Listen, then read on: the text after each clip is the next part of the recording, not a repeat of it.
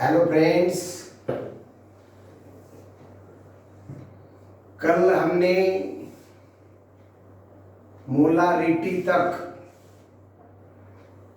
Various ways of expressing concentration के points complete किए। उसके अंदर percent by mass, percent by volume, percent by mass volume और molarity, इतने पॉइंट्स अपने कंप्लीट हो चुके हैं। इसके बाद आज हम आपको ले चलते हैं मोलालिटी के तरफ। आज हम पढ़ने वाले हैं molality, normality, formality, mole fraction, parts पर मिलियन और स्ट्रेंथ। ये पूरा होने के बाद फिर हम सोलुबिलिटी पर जाएंगे। तो पहले इतने पॉइंट्स की तरफ चलते हैं। उसमें पहला पॉइंट है मोलालिटी। फर्स्ट पॉइंट है बच्चों मोलालिटी। 5 नंबर का पॉइंट है molality. Molality, this term is similar to molarity. Molarity के जैसा ही है, लेकिन उसमें था वॉल्यूम और ये मास डिपेंडेंट टर्म है, वेट डिपेंडेंट टर्म है। इसके अंदर वॉल्यूम का कोई रोल नहीं। देखो, हम आपको पहले इसका फार्मूला बताते हैं, फार्मूले के ऊपर से हम डेफिनेशन बनाएंगे। Molality equals to number of moles, number of moles of, number of moles of solute, number of moles of solute, या तो number of gram moles of solute divided by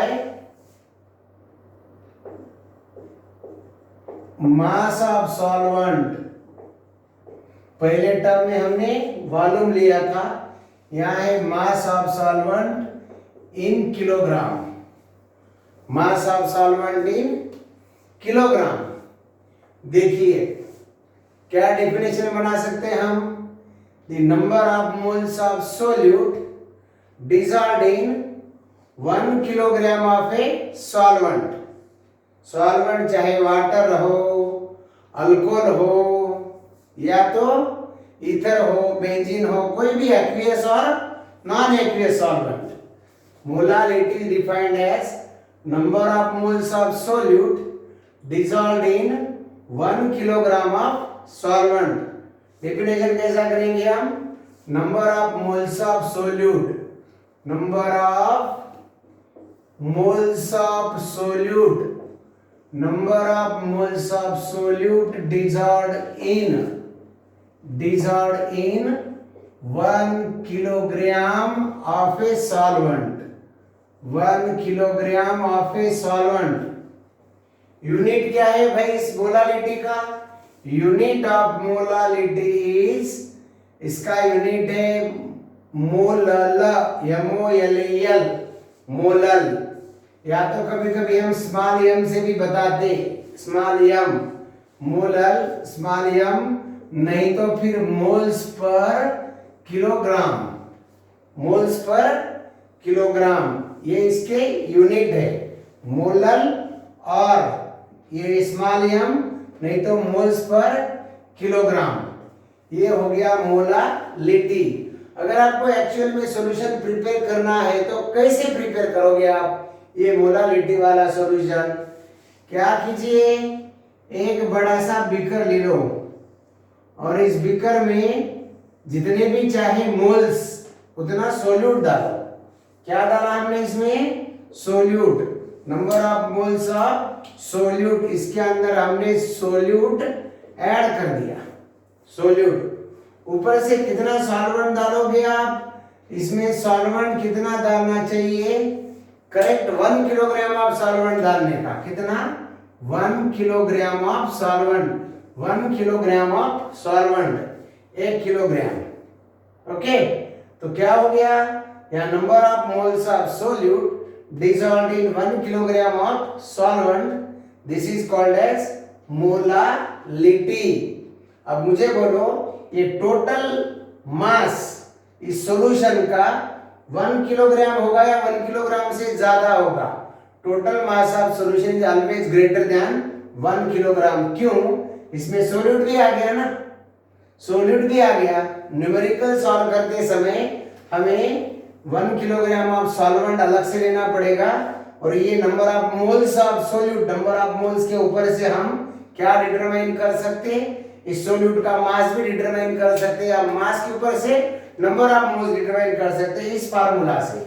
number of moles of solute equal to weight of solute divided by molar mass. Number of moles of solute equal to weight of solute divided by molar mass.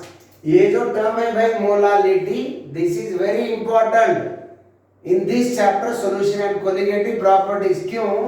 This molality is independent of temperature. ये term temperature से change नहीं होता, ये temperature dependent term नहीं है। This do not change with temperature, so this term is very very very important. Okay, ये हो गया अपना मोलालिटी वाला टर्म। ये मोलालिटी हमने पूरा कर दिया, मोलालिटी। अब आगे चलते हैं नॉर्मेलिटी की तरफ। अगली टर्म है भाई अपनी normality. Normality is actually the basic term, लेकिन this term is very important for neutralization point of view. Neutralization reactions होते हैं, मोल कंसेप्ट पॉइंट होता है, सॉल्यूशन कोलिगेटिव प्रॉपर्टी चैप्टर है। ये सारे चैप्टर्स में नॉर्मेलिटी बहुत मैटर करता है। इलेक्ट्रोकेमिस्ट्री चैप्टर में भी आ जाता नॉर्मेलिटी। देखिए हम चलते हैं अगली टर्म की तरफ जिसका नाम है normality. Normality, okay. Generally, this normality term is applicable for acids, bases and salts. किसके लिए? Acids, bases and salts. ये सब के लिए ये टर्म applicable है नॉर्मेलिटी। इसमें नंबर ऑफ ग्राम इक्विवेलेंट्स, इसमें क्या होता है? Number of gram equivalents, number of gram equivalents of solute, number of gram equivalents of solute dissolved in volume of solution in liter। देखो number of gram equivalents of solute dissolved in 1 litre of solution. Definition आसान हो गई ना formula के ऊपर से? आप formula को देखो और तुरंत आप डेफिनेशन बना सकते हो। कैसे? Normality defined as number of gram equivalents of solute dissolved in 1 litre of solution. 1 litre of solution. देखो नंबर ऑफ ग्राम इक्विवेलेंट्स कैसे डिटरमाइन करते? Number of gram equivalents, number of gram equivalent equal to mass of solute, mass of solute divided by equivalent mass, mass of solute upon equivalent mass। number of gram equivalent of solute equal to mass of solute upon equivalent mass। समझे? अब ये कैसे determine करने का? Number of gram equivalent of solute mass of solute upon equivalent mass. Suppose हमने NaOH लिया, NaOH,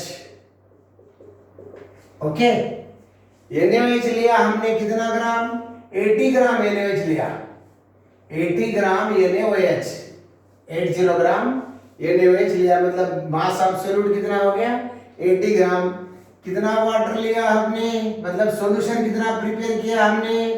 solution prepare किया हमने 1 लीटर सॉल्यूशन प्रिपेयर किया, 80 ग्राम NaOH डिसॉल्व करके 1 लीटर सॉल्यूशन प्रिपेयर किया। तो पहले क्या करना पड़ेगा, हमें number of gram equivalent determine करना पड़ेगा। कैसे डिटरमाइन करोगे number of gram equivalents? Mass of solute हो गया 80 ग्राम, ये मास ऑफ सॉल्यूट हो गया 80 ग्राम डिवाइडेड बाय, अब इक्विवेलेंट मास ऑफ NaOH देखेंगे कितना आता, इक्विवेलेंट मास ऑफ NaOH देखो भाई कितना आता, सोडियम का 23 प्लस ऑक्सीजन का 16 प्लस हाइड्रोजन का 1 इक्वल टू कितना बना 40। ये हो गया equivalent mass of NaOH। Equivalent mass of NaOH is 40, उसका मोलर मास भी 40 है। Equivalent mass of NaOH is 40, तो इसको 40 से डिवाइड कर लो, 80 डिवाइडेड बाय 40, तो क्या हो गया ये 2 नॉर्मल, ये सॉल्यूशन हो गया 2 नॉर्मल सॉल्यूशन। कैसे नॉर्मल निकालते, mass of solute upon 80, mass of solute upon equivalent mass of solute is 80 gram divide by 40, ये हो गया 2 इक्विवेलेंट्स, ये हो गया 2 इक्विवेलेंट्स ऑफ सोल्यूट हमने डिसॉल्व किया कितने लीटर सॉल्यूशन में, 1 लीटर में। तो नॉर्मेलिटी कैसे बन गया, यहाँ बताएंगे नॉर्मेलिटी इक्वल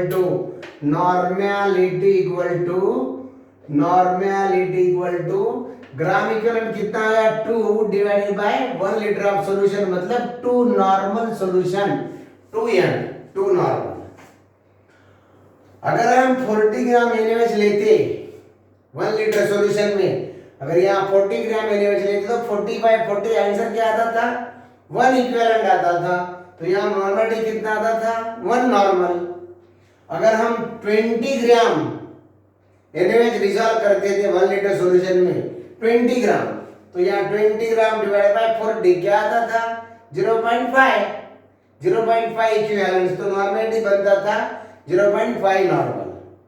सपोज आपने यहाँ लिया 10 ग्राम ऑफ NaOH, ओके, यहाँ 10 ग्राम ऑफ NaOH लिया तो 10 डिवाइड बाय 40 1/4 0.25, यहाँ आएगा था 0.25, तो यहाँ आंसर आएगा 0.25 normal. Okay, this is the way of determination of normality of solution. This formula is generally applicable for bases, acids and salts. अब ये हो गया भाई मैंने नॉर्मेलिटी का एक एग्जांपल के साथ हमने आपको समझा के दिया, बराबर। इक्विवेलेंट मास डिटरमाइन करने के कुछ फार्मूले होते हैं। इक्विवेलेंट मास किस तरह से हम डिटरमाइन करते हैं, equivalent mass equal to molar mass, उस पदार्थ का molar mass divided by valency factor, मतलब n factor, molar mass upon valency factor. Okay, तो इक्विवेलेंट मास डिटरमाइन करने के लिए उस सब्सटेंस का हमें क्या मालूम चाहिए, मोलर मास अपॉन वैलेंसी। ये फार्मूले से भी हम इक्विवेलेंट मास डिटरमाइन कर सकते हैं। On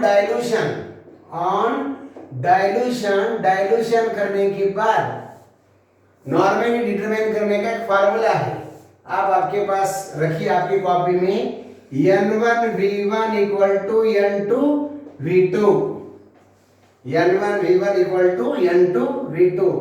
N1 is the initial normality, V1 is initial volume, N2 is final normality, V2 is final volume। इस फार्मूला से हम वॉल्यूम भी डिटरमाइन कर सकते हैं और नॉर्मेलिटी भी डिटरमाइन कर सकते हैं। ये हो गया ऑन डाइल्यूशन। और एक बढ़िया फार्मूला आपके लिए हम लाने जा रहे हैं, वो फार्मूला है, देखो, अगर आपने 2 एसिड्स मिक्स किए या 2 बेसेस मिक्स किए, ऑन मिक्सिंग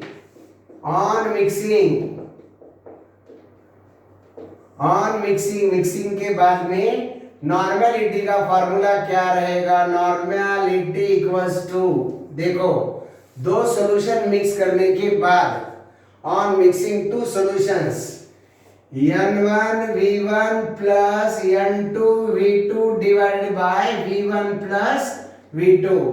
ये हो गया ऑन मिक्सिंग 2 सॉल्यूशंस। नॉर्मेलिटी हम इस तरह से डिटरमाइन कर सकते, मिक्सिंग करने के बाद 2 सॉल्यूशन मिक्सिंग करने के बाद ये 1 हो गया पहला सॉल्यूशन और 2 हो गया सेकंड सॉल्यूशन। और डिवीजन में क्या किया हमने, V1 प्लस U2 मतलब वॉल्यूम से डिवाइड किया मिक्सिंग करने के बाद। सपोज आप अगर एसिड और बेस मिक्स कर रहे हो, क्या एसिड और बेस, तो ये फार्मूला इस तरह का नहीं रहेगा, उसका फार्मूला चेंज हो जाएगा। On mixing acid and base, on mixing acid and base, on mixing acid and base, acid and base mix कर लो।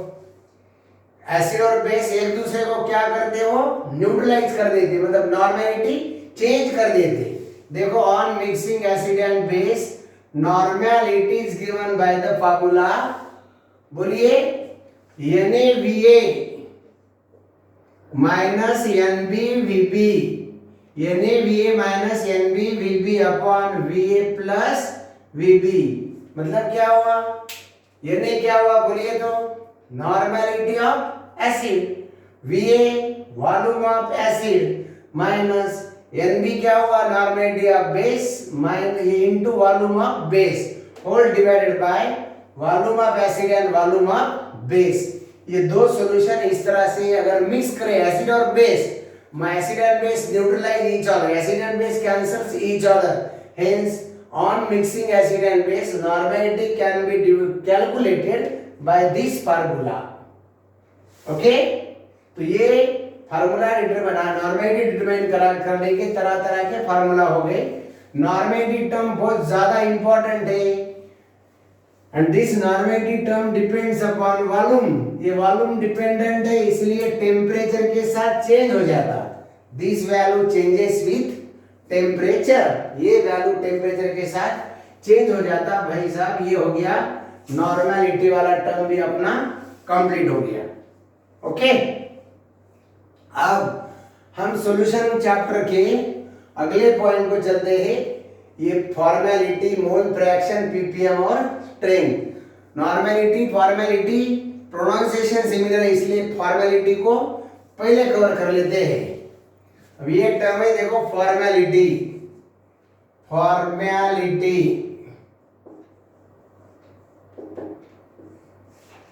ओके, बहुत से किताबों में फॉर्मेलिटी चीज है भी नहीं, लेकिन क्या है अब पढ़ने में आसान है इसलिए पढ़ा देंगे। Formality, formality term is generally applicable for ionic solids, ये टर्म आयोनिक सॉलिड के लिए अप्लाई हो जाता। क्या बोलेंगे हम, number of formula mass, number of formula mass of a solute, number of formula mass of a solute upon volume of solution, volume of solution in liter, volume of solution in liter। तो क्या बोलेंगे formality के बारे में, the number of formula mass of a solute dissolved in, number of formula mass of a solute dissolved in 1 liter of solution। Formula mass कैसे determine करेंगे, अब ये देखिए, ये formula mass, formula mass, formula mass, ये NaCl हो गया, तो सोडियम क्लोराइड का फार्मूला मास क्या हुआ, NaCl का फार्मूला मास क्या हुआ, सोडियम का 23 प्लस क्लोरीन का 35.5, कुल मिला के ये बनेगा 58.5। ये NaCl का क्या बना, फार्मूला मास। इस तरह से फार्मूला मास हम लोग डिटरमाइन कर सकते हैं, बराबर। तो ये फार्मूला मास डिटरमाइन करने की, ये नंबर ऑफ फार्मूला मास मतलब ये 58.5 ग्राम ऑफ NaCl मतलब 1 फार्मूला मास हो गया, कितना, 1 फार्मूला मास। इससे दुगना करें तो 2 फार्मूला मास, इसको हाफ कर दिए तो हाफ फार्मूला मास, ये फार्मूला मास हो गया। बहुत बार ऐसा होता, अब अगर हम H2SO4 ले लिए, H2SO4, इसका फार्मूला मास है 98, हाइड्रोजन के 2 सल्फर के, इस तरह से हाइड्रोजन के 2 सल्फर के 32 और ऑक्सीजन के 64, कुल मिला के हो गया 98। इसका फार्मूला मास है 98 और मोलार मास भी तो 98 है ना, मोलार मास भी 98 हो गया। मतलब क्या हुआ, यहाँ formula mass equal to molar mass हो गया। तो sometimes formality similar to molarity, if formula mass is equal to molar mass, then formality similar to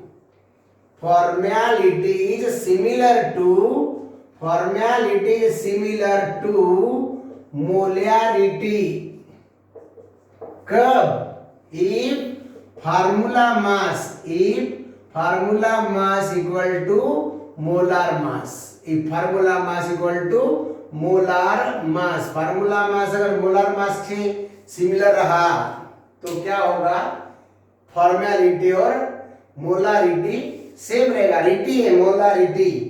अब ये जो फॉर्मेलिटी टर्म है this is also volume dependent term. ये भी volume dependent है, मतलब टेम्परेचर देने के बाद वॉल्यूम चेंज हो जाता. So this term is depends on temperature. ये टर्म भी टेम्परेचर के ऊपर डिपेंड है. ये हो गया भाई मेरे फॉर्मेलिटी. तो ये फॉर्मेलिटी पढ़ने का फॉर्मेलिटी भी अपना पूरा हो गया. तो हम अभी चलते हैं अगले पॉइंट की तरफ. ये सारे कंसेप्ट अपने मोर कंसेप्ट या some basic concepts of chemistry उस चैप्टर में पूरे हुए वाले हैं. फिर भी सॉल्यूशन चैप्टर में और ये रिवीजन हो रहे हैं. तो आप गौर से देखो, ये सारे पॉइंट्स आपके डबल रिवीजन हो गए. कौन कौन से? Percent by mass, percent by volume, percent by mass volume, molarity, normality, molality, formality.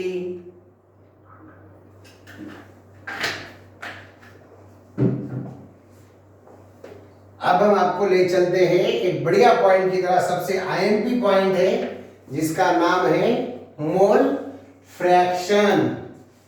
उस पॉइंट का नाम है मोल फ्रैक्शन. मोल फ्रैक्शन ये सबसे इंपॉर्टेंट पॉइंट है for the chapter solution and colligative properties. Mole fraction, इसका सिंबल होता है भाई x. Mole fraction. अब फ्रैक्शन तो जानते हो ना, 1 के अगर पार्ट्स कर दिए तो फ्रैक्शन हो जाती है. 1 को 10 से डिवाइड कर दो 0.1 आता है, मतलब 1 का 10वां हिस्सा 0.1 बराबर. This is fraction. फ्रैक्शन मतलब सिंपली जानकारी ले लो, the value less than 1 is called as fraction. 1 के अगर एक के अगर डिवीजन कर दिए, 1 के पार्ट्स कर दिए तो उसको क्या बोलते हैं? फ्रैक्शन. देखो अब यहां हम किस चीज का फ्रैक्शन बनाने जा रहे हैं. सॉल्यूशन में 2 पार्ट होते हैं, सोल्यूट और सॉल्वेंट. तो इसमें सोल्यूट का फ्रैक्शन कितना और सॉल्वेंट का फ्रैक्शन कितना? सोल्यूट का फ्रैक्शन और सॉल्वेंट का फ्रैक्शन. बात समझ में आ रही ना बच्चों? सॉल्यूशन में 2 कंपोनेंट, सोल्यूट और सॉल्वेंट. तो उसमें सोल्यूट का पार्ट कितना और सॉल्वेंट का पार्ट कितना, मतलब दोनों का फ्रैक्शन कितना है, दोनों का कंट्रीब्यूशन कितना है फ्रैक्शन में. ओके, दोनों की समेशन तो 1 आने वाली है. देखिए हम पहले आपको सोल्यूट का बताएंगे. Mole fraction of solute,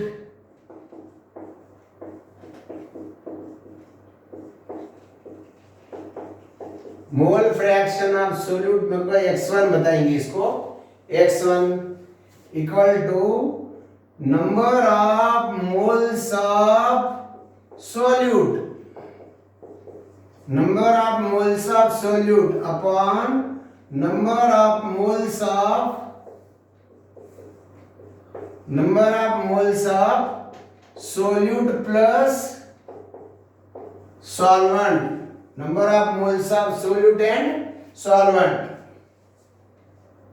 okay, ये देखो अगर हम number of moles of solute N1 से डिनोट करें, N1 is the number of moles of solute. तो number of moles of solute कितना रहेगा? N1. और number of moles of solvent N2. तो ये नंबर ऑफ ये मोल फ्रैक्शन ऑफ सोल्यूट कितना हो गया? X1. इसे कहेंगे हम X1. डेफिनेशन कितना सिंपल है देखो. आपको एक तो एग्जांपल मालूम चाहिए, नहीं तो फार्मूला, फार्मूले से कंसेप्ट की तरफ. अब ये फार्मूला पता चल गया, इस फार्मूला को देख के आप डिफाइन कैसा कर सकते. देखो mole fraction of a solute is defined as mole fraction of a solute is defined as the ratio of number of moles of solute. It is the ratio of number of moles of solute to the number of moles of solute and solvent. क्या बोला हमने? It is the ratio of number of moles of solute to the number of moles of solute and solvent. Solute solvent का मतलब solution हुआ ना, तो आप ऐसा भी तो बोल सकते ना, कैसे? It is the ratio of number of moles of solute to the number of moles of solution. कितना सिंपल फॉर्मूला है ये, डेफिनेशन कितना आसानी से बन गया। ये number of moles of solute और number of moles of solute and solvent, इसे कहेंगे हम इक्वेशन नंबर 1। ओके, ये number of moles of solute हुआ। इसी तरह से number of moles of solvent भी डिटरमाइन कर सकते हैं, मतलब मोल फ्रैक्शन ऑफ सॉल्वेंट, इसे कहेंगे X2 इक्वल्स टू, अब डायरेक्ट N1 N2 के फॉर्मेट में आप बोल सकते हो, यस। कैसे?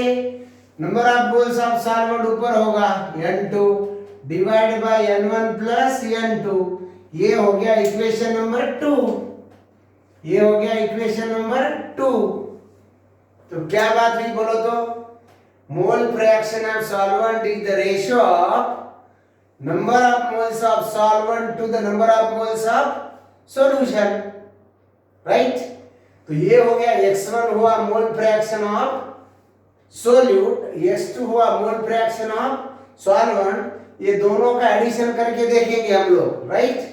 By adding equation 1 and 2, by adding equation 1 and 2, x1 plus x2 equal to, बोलो guys, x1 plus x2 equal to, ये दोनों इक्वेशन का समेशन हो जाएगा, देखो n1 upon n1 plus n2 plus ये दूसरा इक्वेशन वाला टर्म है x2 का value n2 upon n1 plus n2।